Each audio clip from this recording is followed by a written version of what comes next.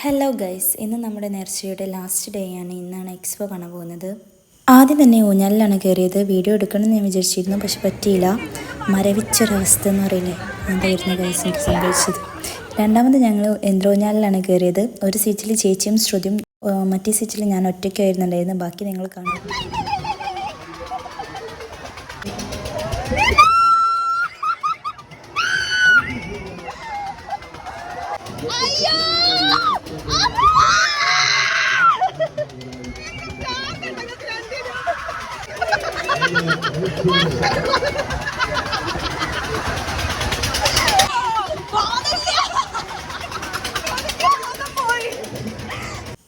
പിന്നെ ഞങ്ങൾ ബ്രേക്ക് ഡാൻസിലാണ് കയറിയിട്ടുണ്ടായിരുന്നത്. ശ്രുതി ഇല്ല എന്ന് പറഞ്ഞു നിന്നിരുന്നു. ഞാൻ വലിച്ചു പിടിച്ച് കൊണ്ടുപോയതാണ്.